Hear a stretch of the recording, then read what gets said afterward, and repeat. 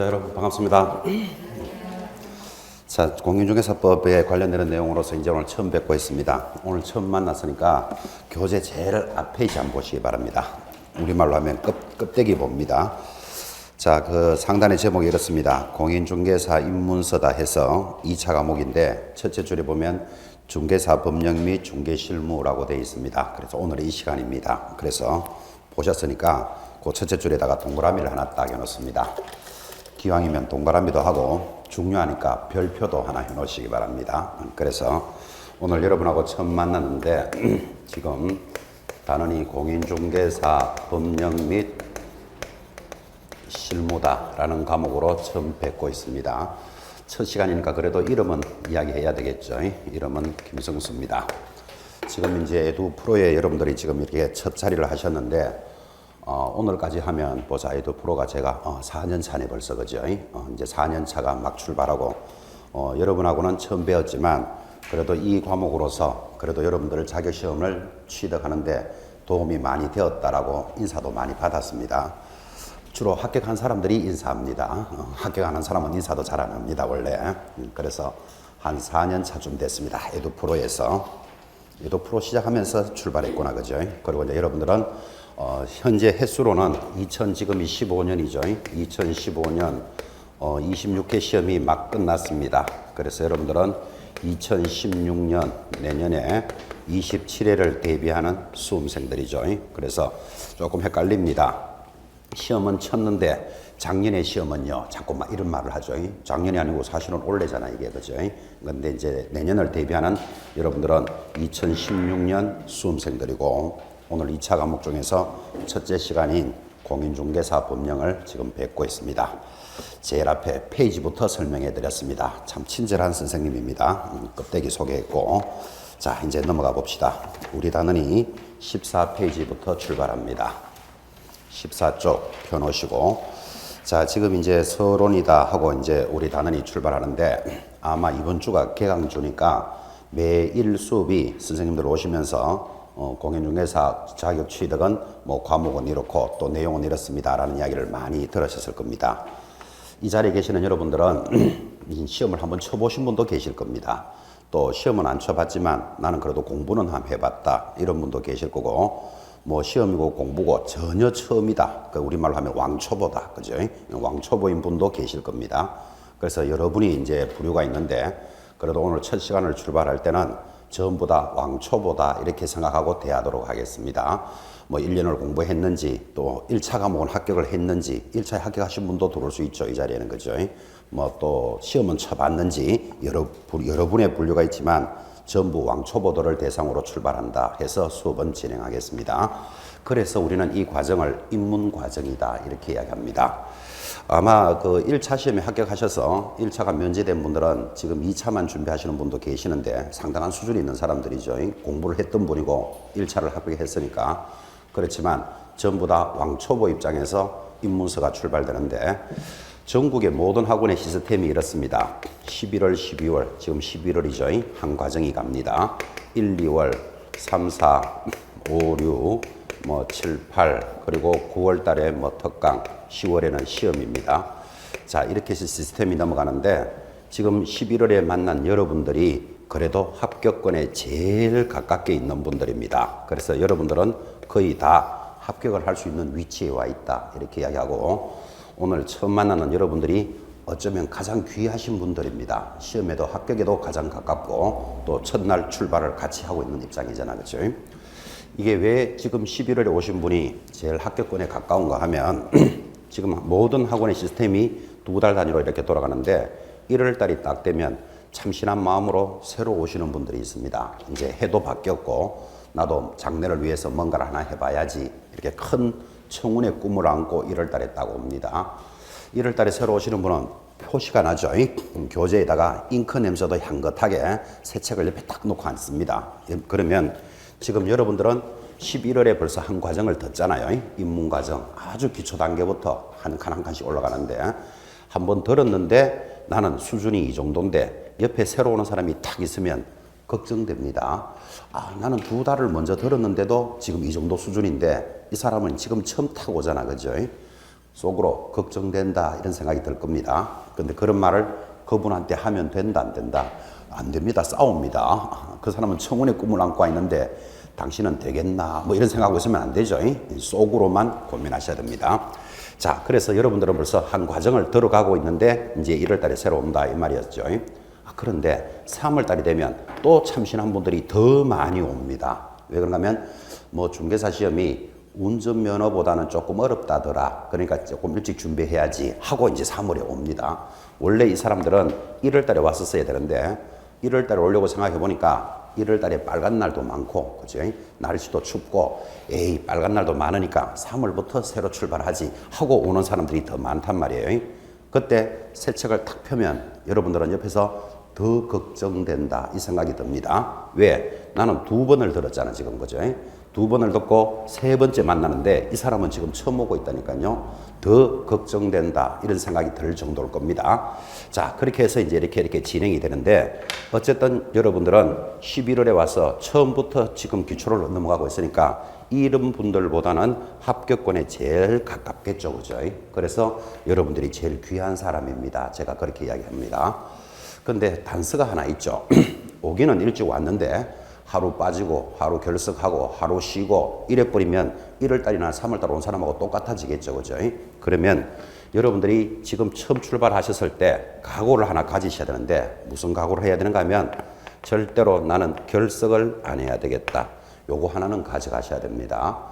제가 이 수년 동안 이제 이 수험 생활을 지도해 왔는데 이렇게 하면서 얼마나 질문을 많이 받았겠습니까? 어떻게 하면 합격할 수 있습니까? 나는 원래 꼭 합격하고 싶은데 방법이 뭡니까? 이런 질문을 너무너무 많이 받았겠죠, 그죠? 여러분, 합격할 수 있는 방법이 뭘까요? 여러분들이 가장 중요한 부분이잖아, 그죠? 이 자리에 왜 오셨습니까? 하니까 어떤 분은 뭐 고상한 인격을 양성하려고 그런 소리 하고 있으면 안 됩니다.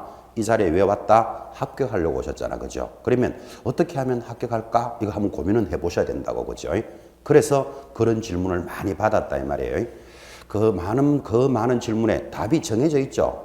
뭐 열심히 하면 됩니다. 노력하면 됩니다. 이런 이야기가 누구라도 할 수 있는 이야기고 그거를 몰라서 묻는 것도 아닙니다.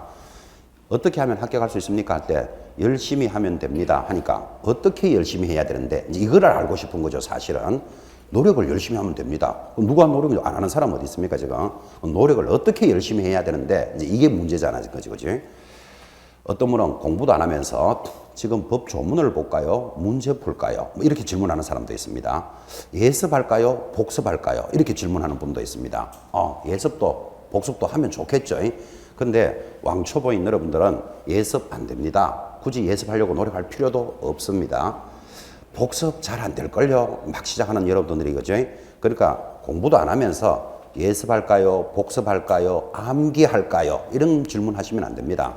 제일 열심히 해야 되는 게 뭔가 하면 결석을 안 해야 됩니다. 결석을. 그래서 오늘 첫 자리에 첫 만남이니까 내가 오늘 꼭 합격하고 싶다. 그러면 어떻게 해야 되겠습니까? 하면 하나를 가져가셔야 됩니다. 결석하지 않는다. 이거는 여러분이 한번 지켜보셔야 돼요. 그죠? 이거는 스스로 각오를 만드셔야 됩니다. 그래서 지금 가장 먼저 오신 여러분들 11월 달에 출발한 수험생들은 하루 빠지고 하루 쉬고 제끼고 늘고 이러면 1월 달에 온 사람이나 3월 달에 온 사람하고 차이가 없잖아, 지금, 그죠? 결석을 하지 않고 내가 갔을 때 합격이 되느냐 안 되느냐를 우리 같이 한번 재보자고, 그죠? 지금 시험이 막 지나갔습니다. 26회 시험이 지난 2주 전에 막 지나갔는데 역시 이번에도 시험이 뭐 어려웠다, 쉬웠다, 뭐 되었다, 안 되었다 이런 결과가 지금 쫙 들어오는데 결국은 합격하신 분들은 끝 시간까지 빠지지 않은 사람, 결석하지 않은 사람들이 합격을 했습니다. 아마 그 여러분들이 그 스스로 느낄 수도 있습니다. 그거는 여기 이제 2주 전까지 참 그 시험을 위해서 맹진해 오셨죠. 맹진해 오신 분들 중에서는 그래도 합격하신 분보다 합격 안 한 사람이 사실은 더 많습니다. 15만 명이 이번에 응시를 했는데 합격자가 나와봐야 알겠지만 대략 한 2만 명 정도 합격선입니다. 우리는 한 15%에서 20% 이렇게 보는데 그럼 쉽게 말하면 100명이 공부하면 20명이 된다 이 말이잖아, 그죠? 그 100명이 공부하면 20명이 되는데 물론 그 100명 안에는 여러 가지 종류가 있죠. 원서만 내본 사람, 그죠? 공부만 하지도 않고 옆집 아저씨가 내니까 나도 한번 내본 사람, 이런 사람들이 100명 안에 다 들어가 있겠죠, 그죠? 그러면 실제 학원에 와서 충실하게 이 시스템대로 공부하신 분이 몇 프로가 합격했느냐. 우리는 이게 중요한 거잖아. 그죠? 한 60, 70% 정도는 여기서 합격이 나옵니다. 자, 이제 많은 이야기를 하고 있지만 결국은 여러분한테 요구하고 싶은 것, 이 시간부터 결석을 안 해봐야 되겠다. 이게 합격의 지름길이다. 이렇게 꼭 한번 잡아보시기 바랍니다. 특히 이 성인교육은 이렇게 진행합니다. 오전 수업이 이렇게 진행되고 나면 야간반에 선생님이 또 따로 준비되어 있죠. 과목이 똑같습니다. 일단은 같으니까 나 만약에 오전에 무슨 일이 있어서 못 들을 일이 있다. 성인들이니까 공부만 하시는 분들이 아니잖아. 그죠? 뭐 가정생활 또는 뭐 애기들 생활, 먹고 사는 문제, 참 여러 가지 문제가 많은 사람들이 학생입니다. 교복만 입고 공부만 하라 해도 공부가 잘 될지 말지인데 이런 성인들이 사회생활, 가정생활, 집안생활 할 것도 그렇게 많은데 지금 이 공부를 하러 오셨으니까 오전에 꼭 무슨 볼 일이 있어서 빠질 수밖에 없다라는 사연이 있으면 그날 오후에라도 수업을 들으시기 바랍니다. 야간에 공부하시는 분들은 나는 오늘 오후에 무슨 뭐 약속이 있다, 뭐 피치 못할 약속이 있으면 오전에라도 들어서 꼭 결석을 안 해봐야 되겠다를 여러분들이 지금부터 가져가시는 게 합격의 가장 큰 지름길입니다. 어떻게 해야 합격합니까? 참 말도 많고 탈도 많고 할 말도 많지만 딱 주제가 하나입니다. 뭐 하지 말 것, 결석하지 말 것. 요거를 여러분들은 지키셔야 된다고. 이제 그 상태에서 뭐 공부를 잘 가르치네, 못 가르치네, 암기를 하네, 못하네, 이제 이런 방법들이 연결이 되지 않겠습니까? 그래서 오늘 첫 시간에 이 공인중개사 법령으로 여러분한테는 만나는데 꼭 당부드리는 것, 결석하지 말 것. 이거를 한번 지켜가시기 바랍니다, 스스로. 처음 만나서 긴장이 됐는지 더워서 좀 잠깐 벗겠습니다. 자, 결석을 하지 말고 그 다음 11월, 12월은 기초과정이라 그랬잖아요. 완전 왕초보들을 대상으로 수업을 하기 때문에 필기도 많이 하시지 마시기 바랍니다. 저는 이런 생각을 합니다. 이 수업을 하는데 필기 잘하는 분이 있습니다. 아주 필기도 깔끔하게 하고 또 필기도 정리도 잘합니다. 잘해서 자기가 공부하는 게 아니고 옆 사람한테 복사용으로 준비하는 수험생들 의외로 많습니다. 그러니까 그런 분들은 우리는 자료 준비형이다 이렇게 말합니다. 공부는 하지 않고 뭐 한다고요? 자료만 준비하고 있다니까요. 그래서 필기 잘하는 분은 별명이 3대 빵입니다. 앞으로 필기를 잘하니까 설명을 못 듣죠. 그러니까 1대 빵 됐죠. 그 다음 적으면서 이렇게 지나가면 보면 틀리게 적습니다. 또 틀리게 적어서 또 2대 빵 돼 있습니다. 그런데 그렇게 힘들게 적은 거 집에 가서 안 봅니다. 새로. 그죠? 그럼 3대 빵이에요. 그래서 필기를 잘하는 사람은 3대 빵이에요. 차라리 필기하지 말고 한번 잘 들어주는 게 이달 11월, 12월 수업에서는 중요한 겁니다. 수험생들은 이렇게 필기도 하나 안 하고 그냥 듣기만 듣고 가면 오늘 나는 아무것도 했는 게 없는 것 같아. 이런 의식 때문에 뭐를 자꾸 적습니다. 영양가도 없는 거를. 적으면서 못 듣고 그렇게 힘들게 적은 거 가서 보지도 않으면서 좀 더 심하게 말하면 어디 적어놨는지도 모릅니다. 나중에 또. 그죠? 그래서 3대 빵 되는 것보다는 11월, 12월 수업은 잘 들어준다. 그 다음에 결석을 안 하는 연습을 한다. 이런 느낌들을 가지는 게 여러분한테는 아마 큰 의미를 가질 겁니다. 그래서 뭐 이런 저런 이야기가 잔소리화 되어버렸지만 결국은 합격하기 위한 지름길은 뭐다? 결석 안 하겠다. 이거는 여러분들이 하나 새기셔야 됩니다.를 지금 전달했습니다. 교재 14페이지가 이제 중개사 법령이 출발을 하는데 그래도 오늘 첫 시간이니까 과목에 대한 소개는 잠깐 있어야 안 되겠습니까? 자, 여러분이 너무나 잘 알고 계실 겁니다. 또 왕초보는 잘 모를 겁니다. 우리 시험의 1차 과목은 미치겠다, 민법 이런 과목이 있습니다. 앞으로 여러분들은 민법을 만날 때마다 미치겠다 이 생각이 들 겁니다. 그 다음 괴롭다, 괴로운 이런 과목이 있습니다.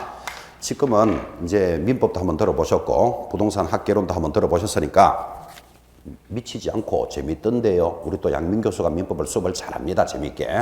그러니까 첫 시간에 들어보시면 재미있다, 괜찮다라고 들으신 분은 아직 공부가 안 돼 있기 때문에 그렇습니다.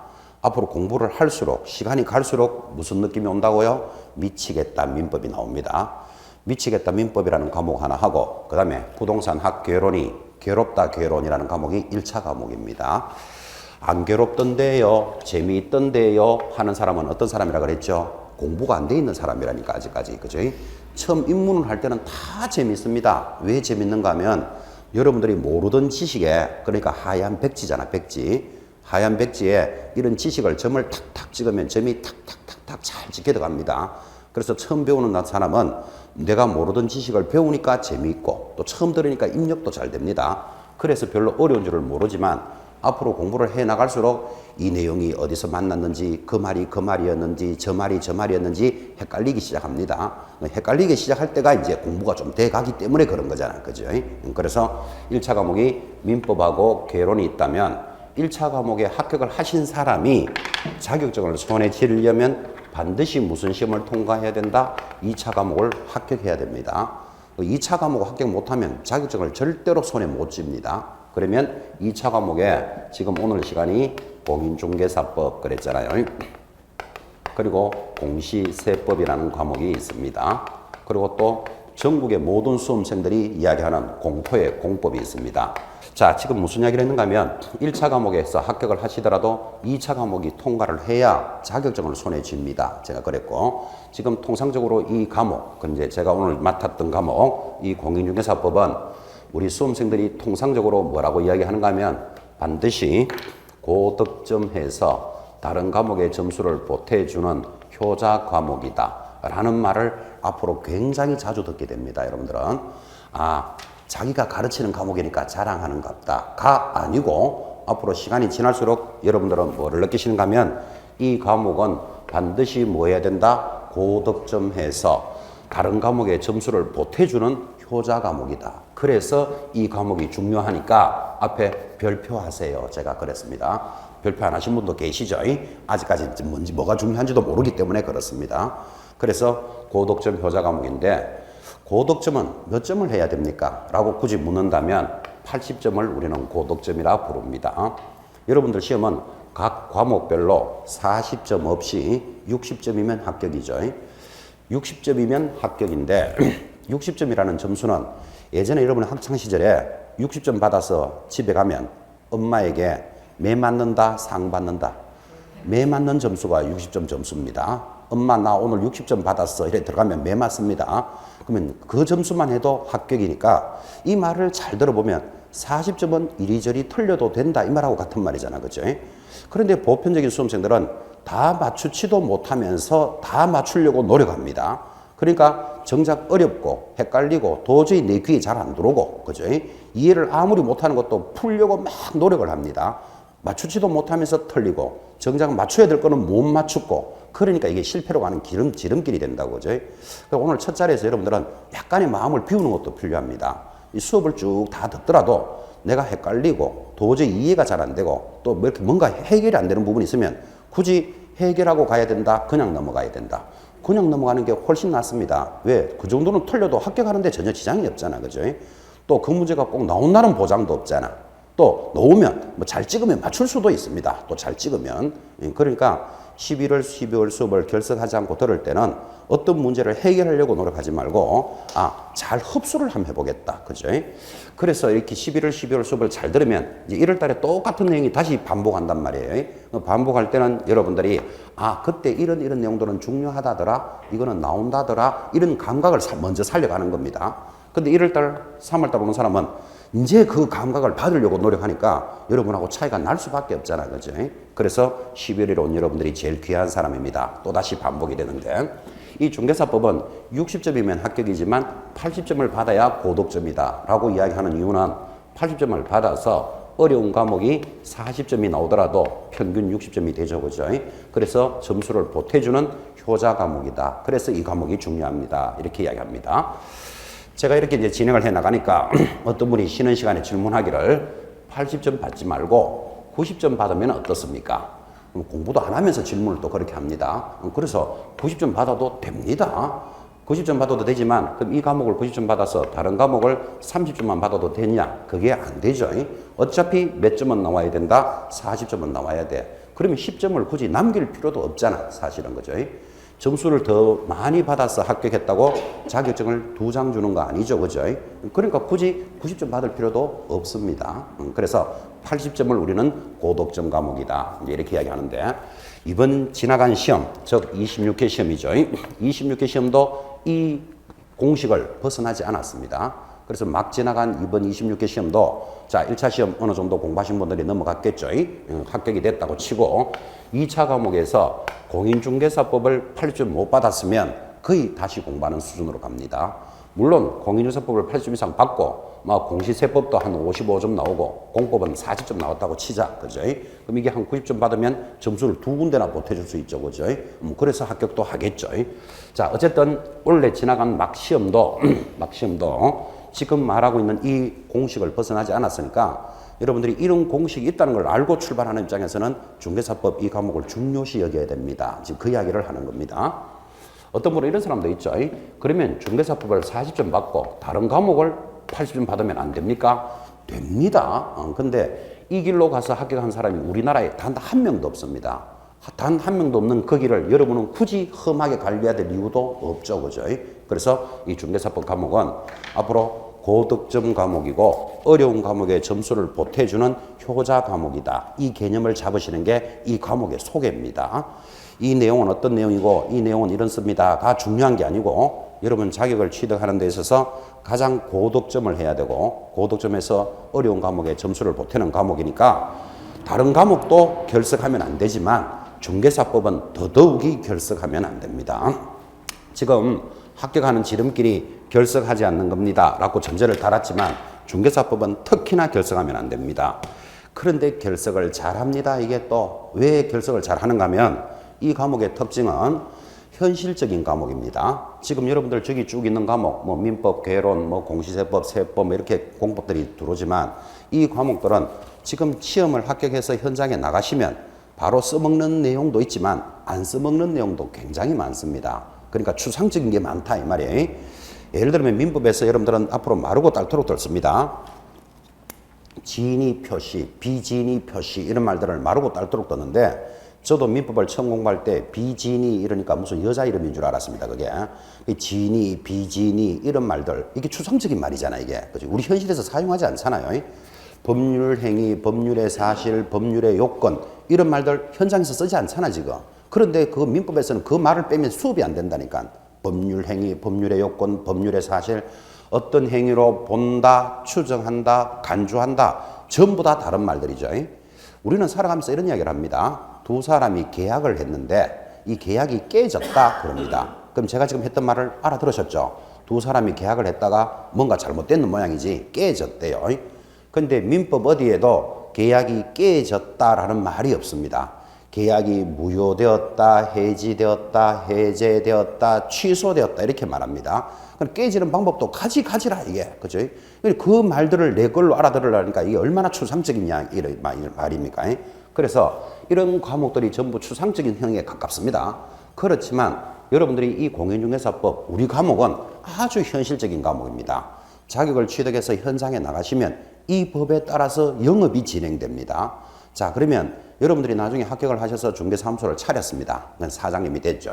자, 개업을 했는데 거기 아파트를 하나 사주세요 또는 팔아주세요 하고 오신 분이 공부를 했는 사람일 수도 있고 또 시험에 합격한 사람일 수도 충분히 있습니다. 근데 아파트 하나 사주세요 하고 와놓고는 나 자격증이 있거든요 이렇게 말하는 사람은 없죠. 그냥 아파트만 하나 사주세요, 아파트 전세 하나 구해주세요 이러고 있다니까요. 그때 영업을 하는 여러분들이 그 사람보다도 이 법, 중개사법을 모르고 있으면 영업이 진행이 안 됩니다. 그러니까 이 과목은 아주 현실적인 과목이죠. 추상적이지 않고 현장에서 바로 사용해야 되는 과목이다. 그죠? 그래서 이 과목이 여러분한테 또 중요성을 가져갑니다. 정리한다면 자격증을 취득하기 위해서는 고득점 효자 과목이니까 중요하고 다른 과목들에 비해서 현실적인 과목이기 때문에 중요하다. 그죠? 현장에서 바로 사용하는 말들입니다. 근데 손님보다도 영업을 하는 사장님이 그 내용을 모르고 있다면 그건 영업 날 새는 거죠. 그죠? 예를 들어서 이 아파트를 5억에 사고 팔면 수수료가 얼마입니다. 라고 이야기하는데 영업하는 사람이 그걸 내용을 잘 몰라. 예를 들면, 그죠? 모를 일도 없지만 잘 모르면 거기 의뢰를 하러 온 손님이 이 사람은 중개사법도 모르고 지금 영업을 하네. 이렇게 되잖아. 그죠? 그러면 그 영업이 성사되기가 쉽다, 어렵다? 어렵겠죠. 그래서 현실적으로 이 과목은 잘해야 된다고. 그죠? 그래서 자존심을 걸고라도 이 과목은 여러분들이 잘 하셔야 되는데 왜 결석을 하지 마라 그랬는데 많이 하게 되느냐 하면 이제 한 3개월 이렇게 한 3번쯤 순환을 하고 나면 결석하지 마라 그랬죠. 그런데 결석하는 사람이 생깁니다. 왜 생기는가 하면 자 이제 공부는 어느 정도 좀 했는 것 같고 또 내용도 단조롭고 또 보다시피 선생님도 좀 잘 가르치는 것 같죠. 이런저런 사정으로 나는 공인중개사법이 어느 정도 됐으니까 다른 과목 공부를 해야지 하고 갑니다. 그러면 다른 과목 공부를 해야지 하고 가면서 다른 과목도 잘 안 되면서 이 과목은 안 해가지고 점수를 못 받습니다. 그래서 지금 아까도 이야기했잖아요. 잔소리같이 이야기하지만 끝까지 결석하지 마세요. 제가 그랬는데도 불구하고 그런저런 사정으로 뚝 떨어집니다. 그 중개사법에 빠지는 분들 거의 내년에 다시 만납니다. 보통 고득점이 안 되기 때문에. 그죠? 또 이런 사람도 있습니다. 이렇게 3번쯤 순환을 하고 공부를 해보니까 공부가 어려워. 생각보다. 그죠? 여러분, 이 공부 곡선이 이렇습니다. 뭐 곡선까지 걸어가면서 소개하기가 참 좀 민망한데. 자, 이게 시간이라고 봅시다. 타임. 한 달 공부했다.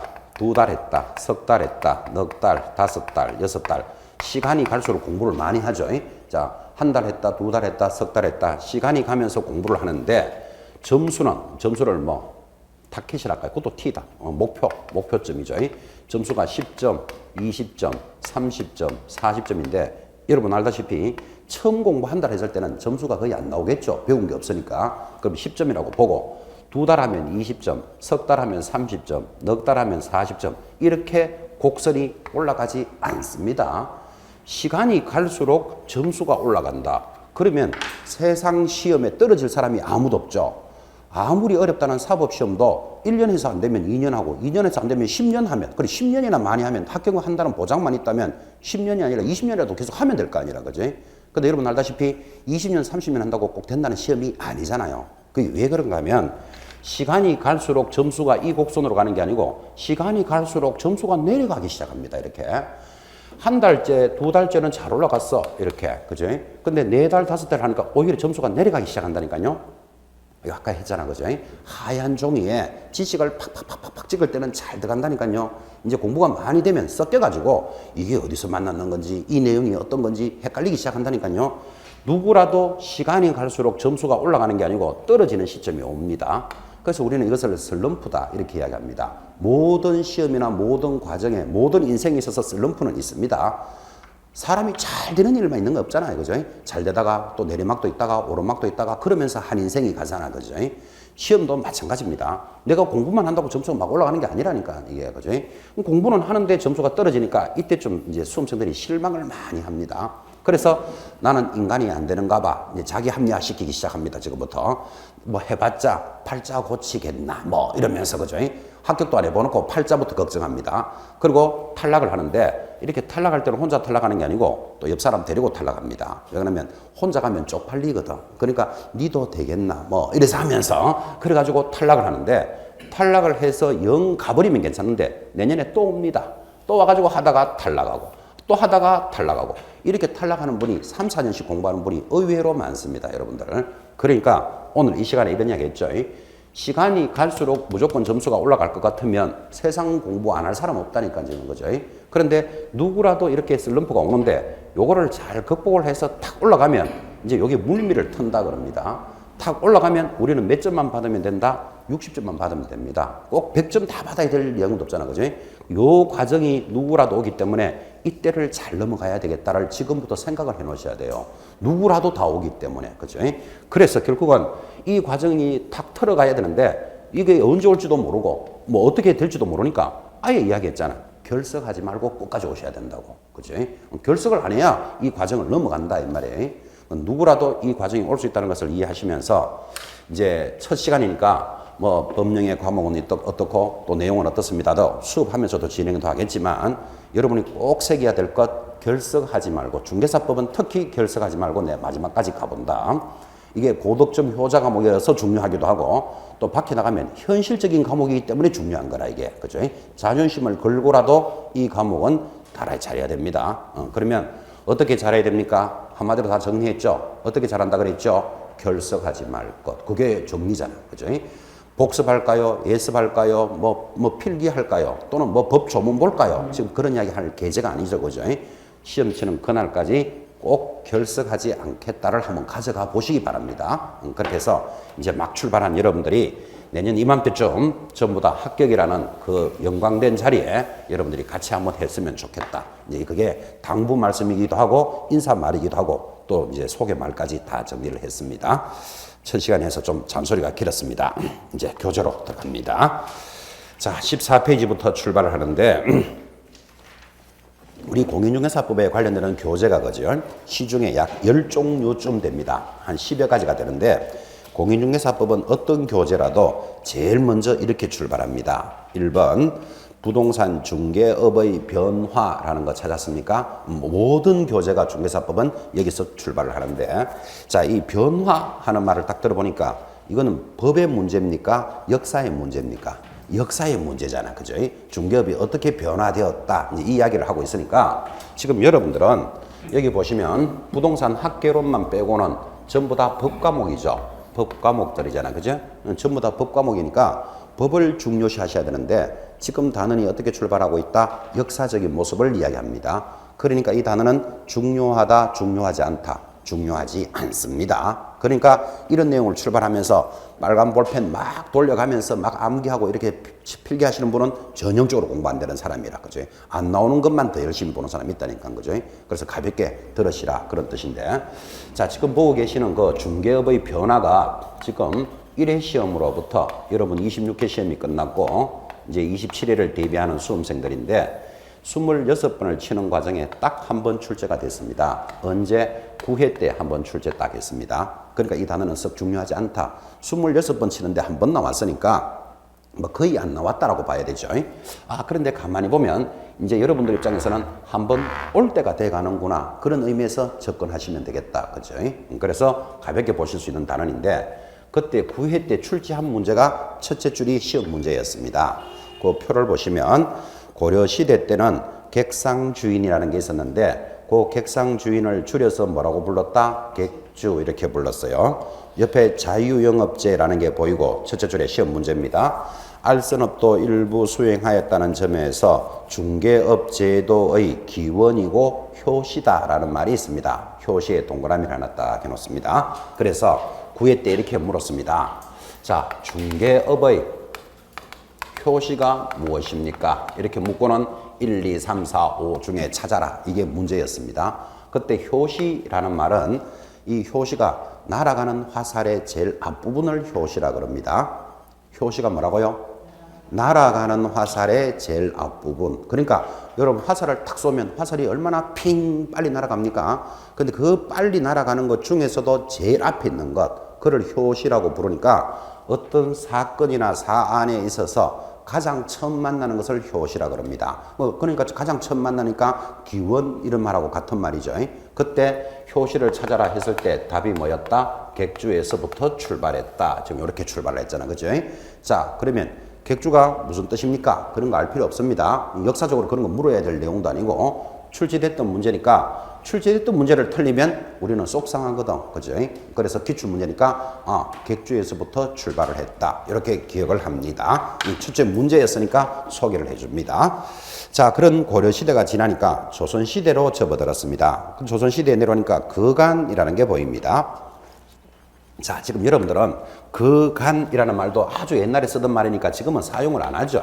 그런데 거간은 가끔 뭐 연속곡이라든지 소설책 이런 데서 살짝씩 아직도 또 나옵니다. 이게 거간이라는 것은 사람과 사람 사이에 소개를 해주고 수수료를 받는 사람, 이런 사람들을 보고 거간이라고 부릅니다. 지금도 살짝은 남아 있습니다. 이런 말이. 자, 그러면 소개를 해주고 보수를 받는 사람이 거간업인데 이 거간들이 이렇습니다. 지금 현대 시절에는 여러분이 잘 알다시피 자동차가 중요한 재산이죠. 집에서. 그죠? 또 아파트, 집도 중요한 재산이죠. 그럼 지금은 자동차 이런 것들이 중요한 물건인 것 같으면 조선시대에는 자동차가 없었잖아. 그죠? 그때는 소 이런 것들이 굉장히 집안의 큰 재산이었을 겁니다. 그럼 소를 소개해주고 보수를 받는 사람을 소자를 써서 우거간 이렇게 부릅니다. 거간이 소개하는 사람이니까 그때는 말도 중요한 교통수단이었겠죠. 그럼 말을 소개해주면 뭐라고 불렀겠다? 마거간. 그래 불렀겠죠.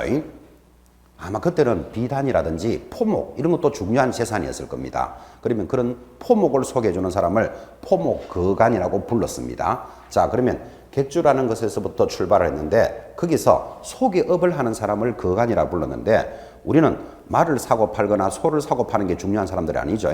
집을 사고 파는 사람들이 있었을 거예요. 그죠? 그래서 그간 중에서 집을 사고 파는 사람을 뭐라고 불렀다? 집그간 이렇게 부르겠죠. 근데 요 집을 한자로 적으면 집가자를 씁니다. 그러니까 가그간이 지금 말하면 부동산을 소개하던 사람이었다. 그런 뜻이에요. 그러니까 가그간을 한자말로는 뭐라고 부른다? 각회. 또 이걸 번역해서 집주름 이런 뜻으로 이야기를 합니다. 그래서 표가 그렇게 돼 있죠. 자, 그간이 있었는데 바로 밑에 줄에 각회 이 말이 같은 말입니다. 집을 소개하는 사람 또는 집주름, 집그간을 한자로 바꾸면 가그간 그러겠죠. 제일 오른쪽에 줄을 쫙 끄는데 우리는 이를 뭐라고 부른다? 최초의 부동산 개업 공인중개사, 지금의 개업 공인중개사의 모습을 갖추고 있더라. 이렇게 이제 정리가 됐습니다. 자, 그러면 이제 객관식 문제 대입이 되겠죠. 뭐 잘 나오진 않겠지만 이 중개업의 효시가 무엇입니까? 하니까 객주라는 것을 예전에 출제를 했으니까 만약에 다시 예상 문제를 한번 잡아본다면 그러면 최초의 소개업자는 누구입니까? 라고 만약에 물으면 여러분들은 뭐라고 이야기한다? 집그간, 가그간 이렇게 정리가 되겠다. 됐습니까? 그리고 이거는 출제했던 문제를 받아서 이렇게 관리를 해주는 겁니다. 자, 그리고는 그 밑에 있는 내용들 크게 중요하지 않다 그랬죠. 이 역사적인 모습을 막 마르고 닳도록 보는 거 아니다 이 말이에요.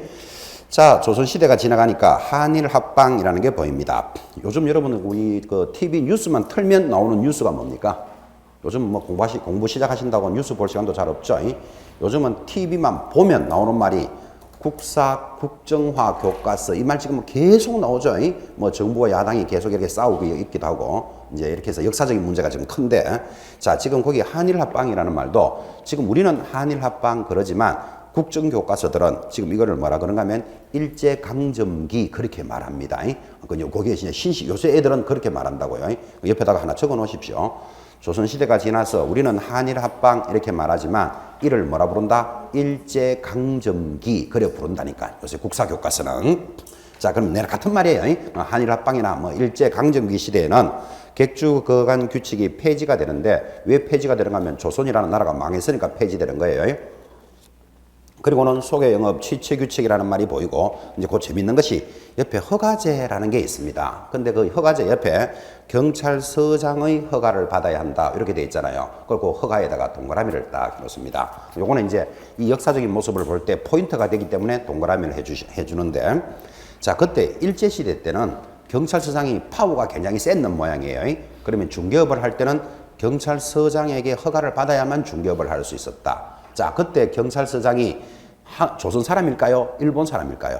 거의 일본 사람들입니다. 왜 그런가 하면 우리나라 땅을 뺏어가기 좋게 하려면 경찰서장한테 허가를 받은 사람이 거래를 할 수 있도록 해주니까 그러면 일본 사람들이니까 주로 허가도 누구한테 해준다? 일본 사람들한테 많이 허가를 해줬겠죠. 그래서 일제시대 때는 경찰서장에게 허가를 받아야 땅을 사고 팔고 집을 사고 팔 수 있었다니까요. 그래서 허가제 하는 것을 하나 동그라미를 했습니다. 자, 이제 그리고는 이제 해방이 되었습니다. 해방이 되고 나니까 소개영업법이라는 게 만들어지는데 여기서부터가 우리나라 거죠. 그러니까 일제시대 때 어떻게 했느냐 이런 거 물으면 안 돼. 왜 그러냐면 자랑스럽던 시절도 아닌 걸 문제로 낼 일이 없거든. 그죠? 그러면 해방이 되고는 소개영업법이 만들어졌는데 그때는 허가제로 도입을 했다라는 신고제로 도입을 했다. 신고에다가 동그라미를 딱 해놓습니다. 그때는 신고만 하면 중개업을 할 수 있었구나. 그랬는 것이 바로 밑에 83년도에 오면 부동산 중개업법이라는 게 만들어졌는데 이때도 뭘로 도입되었다? 허가제라는 게 도입이 됩니다. 허가에 동그라미를 딱 해놓습니다. 자, 지금 왜 허가에 동그라미를 했는가 하면 이런 내용입니다. 지금 83년도에 허가제로 바뀌었잖아. 그죠? 이게 이렇습니다. 그냥 이런 필기하지 말고 가볍게 듣게. 이게 70년도라고 풉시다. 80년도. 60년도부터 합시다. 60년도, 70년도, 80년도, 90년대, 지금은 2000년대를 살아가고 있습니다. 여러분들이. 이렇게 세월이 흘러가는데 우리나라 경제 성장이 발전을 합니다. 그러니까 경제 성장률은 프로테이지죠. 여러분 알다시피 우리나라 60년대에는 세계에서 가장 가난한 나라였다. 뭐 이런 말 들어보셨죠? 최빈국이다. 경제 성장률을 할 것도 없어. 5%도 채 안 되니까 일단은. 그래서 60년대에 우리나라가 굉장히 경제 성장률이 약한 세계에서 가장 가난한 나라였다면 지금은 세계 10대 강국에 들어가 있다. 이런 말 들으셨죠? 우리 무역 수지로는 세계 8위 국가인가 그렇습니다. 지금 전국 세계 100 몇 개국 중에서. 그러니까 그 말은 무슨 말인가 하면 60년대, 70년대, 80년대, 90년대로 접어들면서 경제 성장률이 급격하게 발전을 했습니다. 지금은 그죠? 이제 우리나라 경제 규모가 워낙 크니까 내년 경제 성장률을 3%로 하겠다, 뭐 4%로 하겠다 이런 말을 하는데 지금 3%도 굉장히 큽니다. 덩치가 굉장히 커졌기 때문에 이 큰 덩치가 한번 돌아가는데 1%, 2%면 이게 굉장히 크게 돌아가는 거거든요. 그죠? 근데 옛날에 경제 규모가 작을 때는 우리나라가 급격하게 성장할 때는 해마다 15%씩 성장을 했습니다. 해마다 15%. 그러면 1년이면 15%, 2년이면 30%. 그 경제 규모가 이렇게 발전을 합니다. 세계에서 아마 가장 고도 성장국이다. 그런 말도 참 많이 하잖아. 그죠? 이렇게 가다가 지금은 경제 성장률이 요렇게 이제 가고 있습니다. 이렇게 가는데 급격하게 경제 성장률이 일어나면 어떤 문제가 생기는가 하면 여러분 60년대, 70년대, 80년대를 지나와 봤으니까 느낌을 안다니까요. 이 경제 성장률이 급격하게 발전을 하면 버려진 땅에 공장을 지어야 되고 공장을 지으려면 도로도 닦아야 되겠죠. 그럼 도로도 닦으면 뭐 식당도 만들어야 되지, 주유소도 만들어야 되지, 그 공장에 일할 근로자들을 위해서 아파트도 지어야 되겠죠. 그러다 보니까 신도시가 형성이 됩니다. 지금 무슨 이야기 하는가 하면 급격하게 국토가 개발된다고. 이렇게 경제 성장률이 급격하게 올라가게 되면, 그죠? 버려진 땅에 전부 도로가 만들어지고, 공장이 만들어지고, 주택지가 만들어지고, 도시가 막 형성된다니까요. 그러니까 사람들이 가만히 보니까 70년대, 80년대, 90년대로 오면서, 한 달 동안, 1년 동안 일해서 받는 월급보다 땅 한 번 잘 사는 게, 집 한 번 잘 사는 게 훨씬 낫네라는 걸 스스로 배우게 된다니까요. 그러니까 사람들이 일할 생각은 안 하고 근로를 할 생각은 안 하고 전부 산으로 들러 집 보러 땅 보러 다닙니다. 그때 다니던 사람들이 아줌마들이 많이 다녔습니다. 그래서 그 사람들을 보고 뭐라 부른다? 복부인 이렇게 부르지. 지금도 복아저씨 이런 말은 없잖아요. 그러니까 전부 다 치마 입은 복아줌마들이 이제 다니기 시작합니다. 복부인들이. 왜 그런가 하면 아저씨들은 공장에 가서 일해야 되니까 땅 보러 갈 시간이 없어요. 그러니까 이제 복부인이라는 말이 그때 이제 만들어진다고요. 자고 나면 아파트 값 올랐다. 자고 나면 땅값이 몇 프로 뛰었다. 뭐 그거 이야기가 이제 이 60년, 70년, 80년에 막 진행이 되니까 국가가 극적입니다. 사람들이 일할 생각은 하지 않고 전부 부동산만 쳐다보고 있는 거라 그죠? 그걸 일명 뭐 부동산 투기 뭐 이렇게 이야기해도 되고. 그러니까 국가가 안 되겠다. 이제는 부동산을 관리할 수 있는 법을 하나 만들어야 되겠다. 하고 80년도에 무슨 법을 만들었다? 중개업법을 만들고 그때는 허가 받은 사람만 중개업을 한다. 이렇게 규제를 강화를 딱 하는 겁니다. 그래서 스토리가 그래서 허가제라는 말이 있구나를 이해하시라 이 말이에요. 뭐 복부인을 지금 소개했는 건 아니죠. 그죠? 그래서 부동산이 급격하게 발전을 하면서 국가가 부동산이 망국론, 부동산 때문에 나라가 망하겠다. 이 정도로 걱정을 했습니다. 그래서 허가제로 도입을 했습니다. 그런데 허가제로 도입했는데 그 오른쪽에 보니까 특성에 공인중개사 제도도 도입하고 7차 개정 밑줄 하나 끕시다. 1999년 뭐 그건 중요해서 끊는 게 아니고 여러분의 포인트를 한번 느껴보라는 뜻인데 1999년에 등록제로 전환하였다라는 말이 보입니다. 그 등록제의 동그라미. 자, 등록제 동그라미 딱 해놓고 바로 밑에 줄에 이제 현재 여러분들이 배우는 게 공인중개사법이죠. 뭐 현재도 무슨 제도로 가고 있다? 등록제로 가고 있다. 또 다시 등록제에다가 동그라미. 이제 이게 이제 역사적인 모습을 이제 가볍게 보신 거예요. 자, 지금 이런 말을 했죠. 60년대, 70년대, 80년대 고도로 성장하면서 부동산 투기가 일어나니까 이제 허가를 받은 사람만 영업을 할 수 있더라. 이렇게 강조를 딱 했는데 99년이 되니까 1999년이 되니까 등록제로 바뀌었다. 지금 이런 말을 했잖아요. 그러면 99년에 왜 줄을 끊는가 하면 우리나라에 굉장히 큰 사건이 있었습니다. 99년도에 뭐가 있었을까요? 지금은 벌써 한 10몇 년이 지나버렸죠. 한 20년이 지나가니까 여러분들이 감각이 툭 떨어졌지만 이 97년, 98년, 99년이 우리나라에는 IMF 시절입니다. 그때 지나가던 강아지도 IMF 하면 알아듣는다 그랬습니다. 워낙 IMF라는 말이 셌기 때문에 이게 세계 경제은행 이름이 IMF인가 그렇습니다. 이 IMF 지금 총재가 우리나라 사람입니다. 우리나라 위상이 얼마나 커졌는지 모릅니다.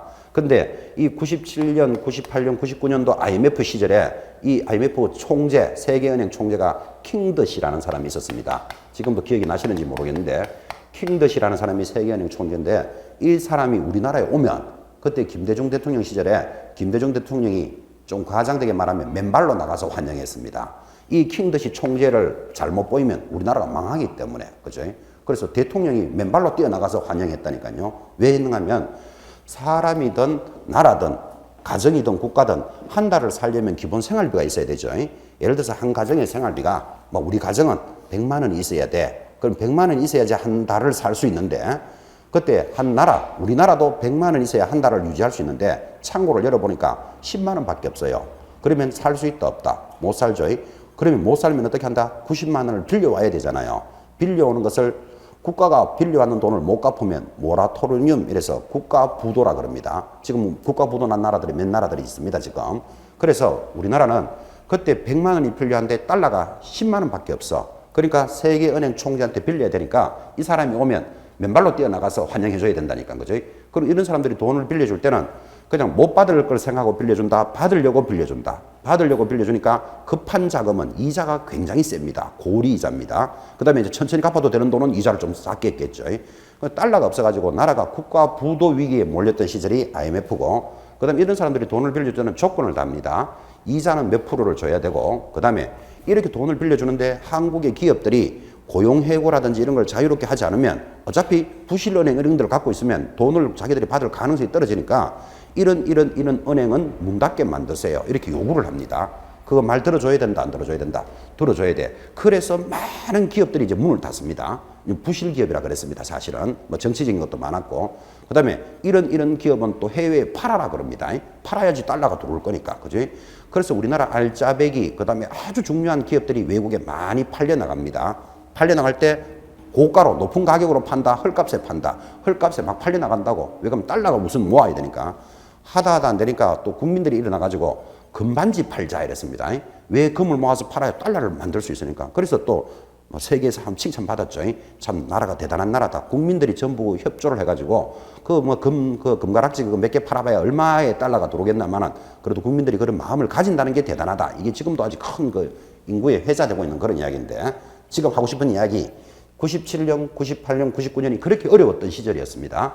그때 IMF가 왔던 시절에 이 서민들이 먹고 살 수 있는 중개업을 할 때는 규제를 강화해야 된다. 규제를 풀어줘야 되겠다. 풀어줘야 되겠다는 느낌이 오죠. 그래서 99년도에 허가제가 등록제로 갈 때는 규제를 완화하는 겁니다. 그래서 규제를 완화해서 99년도부터는 등록제로 가고 있다. 지금 그 이야기를 하고 있고, 그 등록제가 지금도 뭘로 간다? 등록제로 갑니다. 자, 그러면 이제 이 표의 전체적인 내용을 하나로 정리하면 이렇게 되죠. 지금 그 출제됐던 문제, 효시는 객주였습니다. 요거 하나 출제됐기 때문에 소개해드렸고, 그 다음 최초의 소개업자가 누굽니까? 라고 물어보면 집을 소개하던 사람이다. 요 정도는 알아야 안 되겠나, 그죠? 가볍게 접었는데 그 표의 전체적인 내용이 이거죠. 규제의 변천을 지금 설명한 겁니다. 여러분은 법을 배우는 사람들은 이 역사적인 모습보다도 법이라는 것은 규제를 하는 거거든, 그죠? 규제가 어떻게 바뀌었냐를 그 표에서 읽을 수 있다고. 규제를 어떻게 했습니까? 하니까 그 옛날 고려시대 때는 자유롭게 하였을 것이다. 우리는 이것을 뭐라 부른다? 자유제라 합니다. 이 시절에 우리가 안 가봤지만 뭐 책이라든지 문헌을 통해서 보니까 고려시대 때 중개업을 하면서 시험에 합격한 사람만 해야 된다. 그랬을 일은 없을 것 같아요. 그러니까 그 옛날에는 자유롭게 규제를 했을 것이다. 그런데 세월이 흘러가면서 표에도 있지만 뭐 인가제, 성인제, 허가제, 또 뭐 일제시대 때도 허가제라는 게 보이고 여러 가지 모습이 보이지만 이것들은 역사적인 모습이니까 크게 알 필요 없고, 해방이 되고 난 뒤에는 신고제로 가던 것이 아까 부동산 투기를 막기 위해서 허가제로 도입을 했다가 IMF가 오면서 뭘로 바꾸었다? 등록제로 개정하였다라는 것은 이 표에서 읽을 수가 있잖아, 지금. 그죠? 자, 그래서 만약에 이 단원의 시험 문제가 나오면 이렇게 밖에 나올 방법이 없죠. 필기하지 마시고 듣습니다.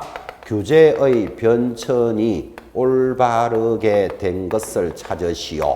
이렇게 문제를 내놓고는 1, 2, 3, 4, 5 이제 5개 주겠죠. 뭐 예를 들어서 신고제로 가던 것이 허가제로 가다가 성인제로 가다가 인가제로 가던 놈이 자유제가 되었다. 또 이렇게 나열하는 문제를 만들 수 있을 겁니다. 지금 적기는 가볍게 적지만 이런 게 만약에 시험에 나왔다. 그럼 시험 문제지야 반 페이지가 전부 이 글자입니다. 팍팍하게 적겠죠. 신고제, 허가제, 등록제, 인가제, 자유제를 막 뒤섞어 놓는데 공부 못하는 사람의 전형적인 특징.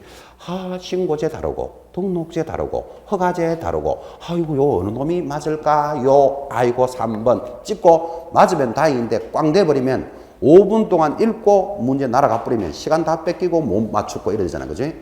그래서 이런 문제가 대비를 하거든. 배운 게 있잖아요. 그 옛날에는 자유롭게 하였을 것이다. 그 다음 인가, 허가, 승인이 막 돌아다니더라도 역사적인 모습이니까 신경 쓰지 말고 마지막에는 무엇으로 끊어져야 된다? 신고제, 허가제, 등록제가 요게 답이다를 지금 가르치고 있는 겁니다. 그래서 규제의 변천이 어떻게 되었습니까? 하고 물으면 그 옛날에는 자유롭게 하였을 것이다. 여기에 대해서는 이유가 없죠. 그리고 중간에 어떻게 바뀌어 왔더라도 신, 허 등으로 규제했다. 이 말은 오늘 듣고 가셔야 된다고. 그래서 신허 등으로 규제가 되었습니다. 신허 등 하는 말이 발음이 잘 안 된다. 표현이 잘 안 되거든. 아예 기억하시기를 신호등으로 규제했다. 이렇게 기억해요. 지금 신호등이 밖에 나가면 많이 있잖아요. 그 신호등이 뭐를 합니까? 밖에 나가면 신호등이 빨간불이 오면 서세요, 파란불이 오면 가세요라고 교통을 규제하고 있잖아요. 그죠? 교통을 규제하듯이 우리 중개업도 무엇으로 규제했다? 신호등으로 규제했다. 이렇게 듣는 거예요. 이런 정도 내용을 집에 가가지고 다시 막 필기해가면서 빨갛게 표 정리해가 그런 내용이 아니다. 이 말이에요. 이 앉은 그 자리에서 그대로 흡습득을 딱 합니다. 우리 중개업은 그 옛날에는 자유롭게 하였을 것이다. 중간에 허가, 인가, 승인이 어떻게 들어오더라도 마지막에 어떻게 끊어져야 된다? 신호 등으로 규제했다. 이걸 하나 들어가는 시간입니다. 자, 그러면 이 내용이 여러분이 접수가 됐다면 제가 이렇게도 물어볼 수 있습니다. 이해가 됐는지를. 지금 밖에 나가보면 아파트 단지 앞에 중개사무소가 다다다닥 붙어 있죠. 그럼 이 중개사무소에 가가지고 여러분들은 이 사무소는 허가 받았습니까? 이런 말 하면 된다, 안 된다? 안 되지. 지금은 등록제로 간다 그랬잖아요. 그죠? 그러니까 여러분들이 질문할 때는 이 사무소는 등록했습니까? 이렇게 물어봐야 되고, 그럼 거기서 일하는 분들이 우리는 등록한 사무소입니다. 이렇게 해야 이제 법을 알고 말하는 사람들이에요. 근데 살짝 무식한 사람들이 그래 묻습니다. 허가 받고 합니까? 하니까 거긴 사람이 우리는 허가 받은 사무소입니다. 이런 말 하고 있으면 무슨 말인지는 알아듣지만 속으로 여러분들은 무식하기는 이렇게 이야기해야 된다고. 지금은 무엇으로 규제하고 있다? 등록으로 규제하고 있다. 이 말을 이해하셔야 된다고요. 허가 받았습니까? 허가 받았습니다. 그런 말 하고 있으면 안 된다니까요. 등록했습니까? 우리는 등록한 사무소입니다. 이게 지금의 법의 내용입니다. 하나만 더 합시다. 지금 여러분들이 중개사무소에 가보시면 영업 허가증이 걸려 있을까요? 등록증이 걸려 있을까요? 등록증 딱 끊어놓고 영업합니다. 중개사무소 혹시 가실 일 있거든. 우연히 이렇게 한번 찾아봐봐요. 그러면 등록증 딱 끊어놓고 영업하지 허가증이 아니라니까. 그죠? 그래서 우리는 등록으로 규제한다라는 것을 알 수 있습니다. 하나만 더 할까요?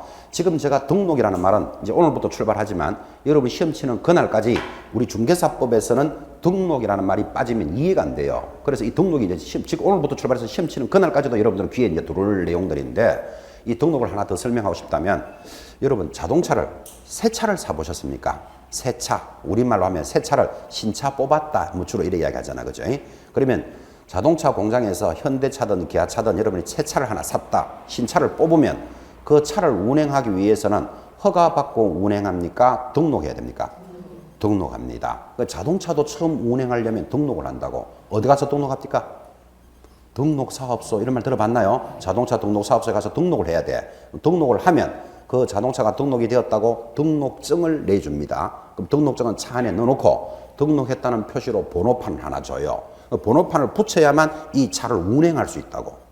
그런데 자동차 공장에서 차를 만들어 놓고 이 차가 언제 팔릴지 모르잖아요. 지금 차는 만들었지만 그러니까 뭘 붙여놓는다? 임시 번호판 붙여놓는 거 보셨죠? 요거는 언제 팔릴지 모르니까 임시적으로 뭐 2달 동안은 요 번호판으로 다닐 수 있다. 임시 번호판이 붙어 있다고 새 차에는. 그죠? 그래서 여러분들이 이제 그 차를 하나 샀다. 그러면 그 기간 안에 그 임시 번호판 안에 등록을 해서 등록을 해야만 차를 운행할 수 있다고. 그죠? 그래서 자동차도 처음 운행하려면 허가받고 운행한다, 등록하고 운행한다. 등록이라는 말을 알아들으셔야 된다고. 됐죠? 그래서 중개업도 그래도 영업을 진행하려면 뭐하고 영업해야 된다? 등록하는구나. 이거를 하나 더 기억하시라는 뜻이에요. 그래서 신호 등으로 규제하고 있다. 이 말도 여러분들이 내용을 접목을 합니다. 등록이라는 파트는 우리 사회에도 많이 있습니다. 그렇게 해서 정리가 되고, 자, 이번 1교시에 여러분들은 그 표에 관련되는 내용, 이제 예전에 출제됐던 문제도 하나 소개해드렸고, 앞으로 나온다면 이런 식으로 나올 것입니다를 정리해주는 아주 가벼운 시간이지만, 그래도 중개사법 전반을 거쳐서 정리해주는 것, 신호 등으로 규제했다라는 말은 입력이 돼 있어야 됩니다. 그 정도가 이제 1교시에서 정리했던 내용입니다. 10분 쉬었다가 이제 밑에 제1조부터 이제 출발을 하겠습니다.